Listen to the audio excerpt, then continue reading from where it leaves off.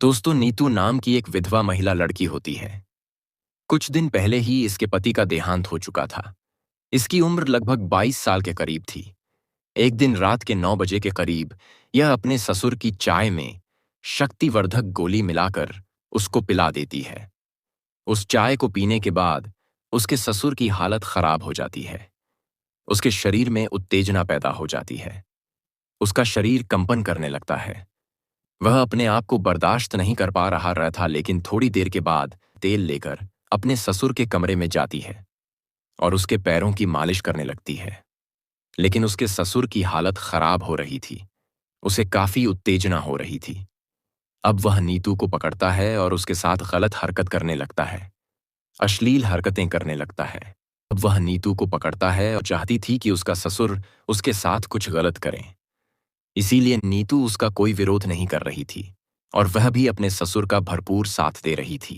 लगभग 10 मिनट तक एक दूसरे के साथ छेड़छाड़ करते हैं। फिर दोनों गलत संबंध बनाने लगते हैं। लगभग 1 घंटे तक यह दोनों एक दूसरे के साथ संबंध बनाते हैं और जब थक जाते हैं तो वहीं पर लेट जाते हैं।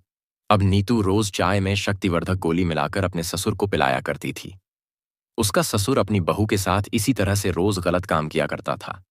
अब इनका यह रोज का काम हो चुका था। लेकिन एक दिन नीतू अपने ससुर के साथ एक ऐसा कांड कर देती है जिसकी किसी ने कल्पना भी नहीं की थी। जी हाँ दोस्तों, आज की इस घटना को सुनने के बाद शायद आप लोगों को भी बड़ी हैरानी होगी। इसीलिए इस वीडियो में आप अंत तक बने रहिएगा, क्योंकि इस घटना से आपको एक बहुत बड़ी सीख मिलने वाली है। बाकी दोस्तों, हमारी आप लोगों से एक छोटी सी रिक्वेस्ट है। वीडियो को लाइक करके चैनल को सब्सक्राइब कर लीजिए। दरअसल दोस्तों, ये सच्ची घटना हैदराबाद की है। हैदराबाद की एक कॉलोनी में छोटा सा परिवार रहा करता था। परिवार में शिव प्रसाद नाम का एक व्यक्ति था। इसकी उम्र 55 साल के करीब थी। शिव प्रसाद का इकलौता बेटा संजय था। इसकी उम्र 23 साल के करीब थी। संजय ने अपनी पढ़ाई लिखाई खत्म कर ली थी और अपने पिता के साथ उसके बिजनेस में हाथ बटा या करता था। शिव प्रसाद की पत्नी का कुछ साल पहले ही देहांत हो चुका था।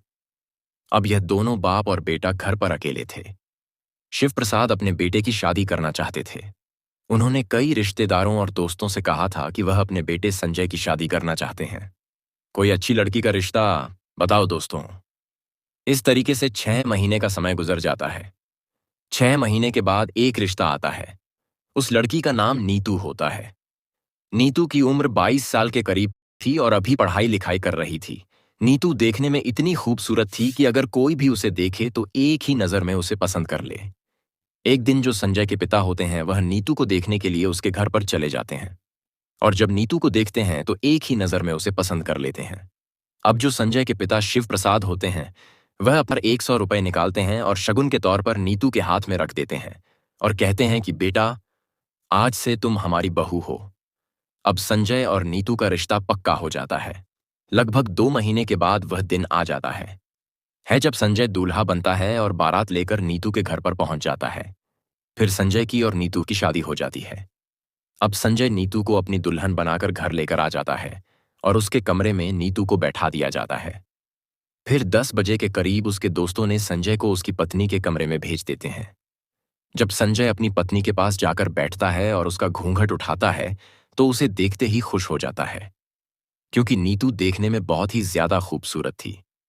फिर वह अपनी पत्नी से बातचीत करने लगता है और अपने बारे में कुछ बताता है और नीतू से उसके बारे में कुछ पूछता है।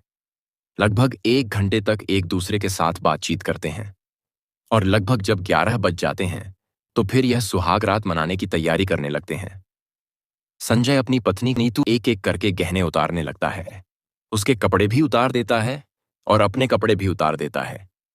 फिर नीतू के साथ वह छेड़छाड़ करने लगता है और थोड़ी देर के बाद वह नीतू के साथ सुहाग रात मनाने लगता है। वह इतनी जोरदार तरीके से सुहाग रात मनाता है कि पहली ही बारे में उसने नीतू की हालत खराब कर दी थी। इन दोनों की खूबसूरत सिसकारियां पूरे रूम में गूंज रही थीं। लगभग 2-3 बार यह सुहाग रात मनाते हैं और जब थक जाते हैं तो वहीं पर लेट जाते हैं। दोस्तों, फिर अगले दिन जब सुबह होती है तो जो शादी में मेहमान आए हुए थे वह सब जाने लगते हैं। शाम का समय होता है। नीतू सबके साथ बैठकर खाना पना खाती है और अपने कमरे में जाकर बैठ जाती है। फिर अपने पति के आने का इंतजार करने लगती है। रात के 9 बजे करीब संजय अपनी पत्नी के कमरे में जाता है और उससे बातचीत करने लगता है। लगभग आधे घंटे के बाद वह अपनी पत्नी के साथ संबंध बनाने लगता है।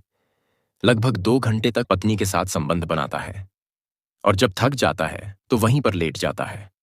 अच्छा, संजय अपनी पत्नी नीतू को वह सारी खुशियां दे रहा था और नीतू भी संजय के मर्दानगी से काफी खुश थी। इस तरीके से दोस्तों लगभग 1 महीने का समय गुजर जाता है।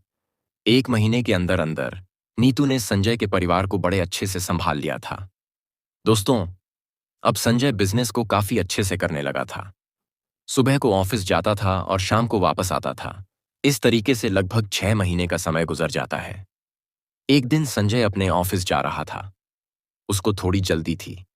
अचानक संजय की गाड़ी का एक्सीडेंट हो जाता है और मौके पर ही संजय की मौत हो जाती है।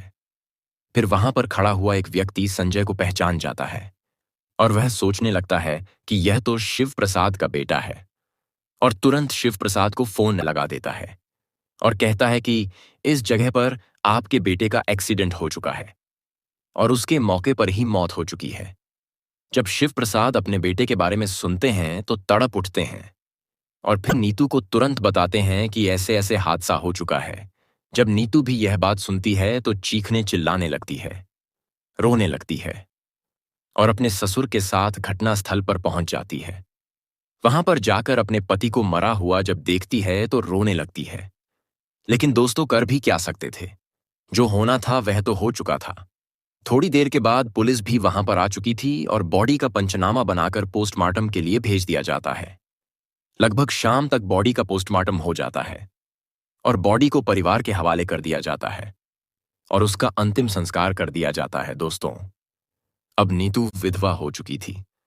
उसको अकेलापन महसूस होने लगा था क्योंकि वह अपने पति संजय से बहुत ज्यादा प्यार करती थी। दोस्तों, एक दिन शिव प्रसाद अपने बेटे की पत्नी नीतू से कहते हैं कि बेटा, तुम पढ़ी लिखी हो, तुम इस बिजनेस को संभाल सकती हो। अब मैं तुम्हारे हाथ में इस बिजनेस को देता हूं। नीतू इस बिजनेस को अपने हाथ में ले लेती है और ऑफिस आने जाने लगती है। कुछ दिनों के अंदर अंदर उसने पूरे बिजनेस को बड़े अच्छे से संभाल लिया था। कोमल सुबह को ऑफिस जाती थी और शाम को वापस आती थी। इस तरीके से लगभग 6 महीने का समय गुजर जाता है। 6 महीने के अंदर अंदर नीतू ने पूरे बिजनेस को काफी अच्छे तरीके से संभाल लिया था। अब नीतू को यह पता लग चुका था कि उनके पास कितना बैंक बैलेंस है, कितनी प्रॉपर्टी है और कितना पैसा इस बिजनेस में आता है। जब नीतू को इसके बारे में पूरी सच्चाई का पता लग जाता है तो अब नीतू का मन बदलने लगा था। वह इस बिजनेस को, इस प्रॉपर्टी को और पूरे बैंक बैलेंस को अपने नाम करवाना चाहती थी। लेकिन सबसे बड़ी समस्या यह थी कि उसका ससुर अब भी जिंदा था और उसके जिंदा रहते ये सब करना उसके लिए मुमकिन नहीं था। इसीलिए उसने सोचा कि वह अपने ससुर को अपने प्यार के जाल में फंसा लेगी और पूरी प्रॉपर्टी और पूरा बैंक बैलेंस और पूरा बिजनेस अपने नाम करवा लेगी। दोस्तों, अब नीतू जब घर पर होती थी तो अपने ससुर के सामने छोटे छोटे कपड़े पहन के उसके सामने आया करती थी। उसको लुभाने की कोशिश किया करती थी। कभी कभी वह तेल लेकर अपने ससुर के कमरे में जाती थी और उनके पैरों की मालिश किया करती थी। शिव प्रसाद नीतू के मंसूबों को समझ चुका था। वह सोच रहा था कि कोमल को प्यार की जरूरत है।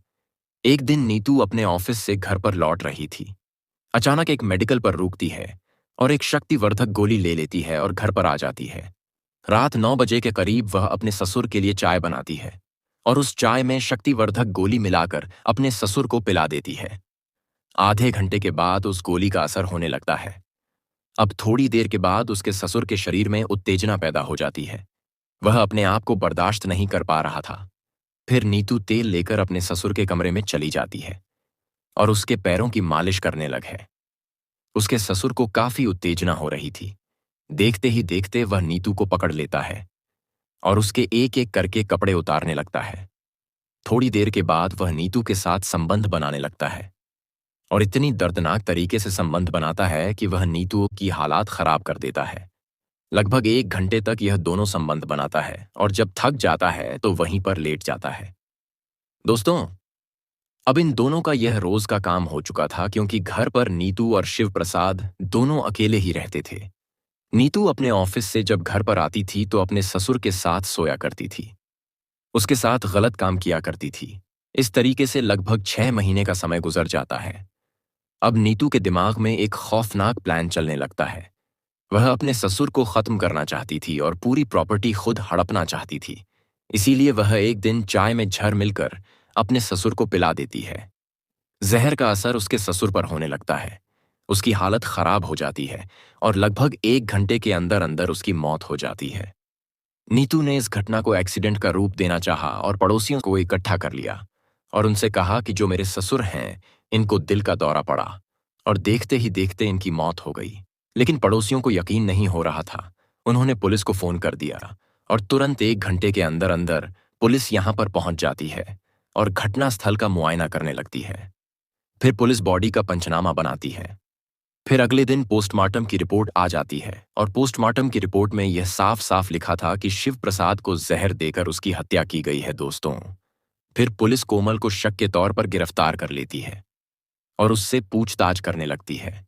शुरुआत में तो नीतू कुछ बताती नहीं है, लेकिन जब लेडी कांस्टेबल कोमल के ऊपर सख्ती से पेश आती है तो नीतू टूट जाती है और पूरी कहानी पुलिस को बता देती है और कहती है कि मेरे ससुर के साथ मेरे नाजायज संबंध थे। मैं उनकी प्रॉपर्टी और उनका कारोबार हड़पना चाहती थी, इसीलिए मैंने उनको जहर देकर उनकी हत्या कर दी। जब पुलिस उसकी यह कहानी सुनती है तो दंग रह जाती है। फिर नीतू के ऊपर हत्या का मुकदमा दर्ज करके कोर्ट में पेश किया जाता है। फिर जज साहब उसको आजीवन कारावास की सजा सुना देते हैं। हमारा इस कहानी को सुनाने का मकसद किसी का दिल दुखाना या किसी को परेशान करना नहीं है, बल्कि आपको जागरूक करना है और आपको सचेत करना है, ताकि ऐसी घटना आपके साथ घटित ना हो। दोस्तों, हमारी इस कहानी के बारे में आपकी क्या राय है, हमें कमेंट में जरूर बताएं। धन्यवाद।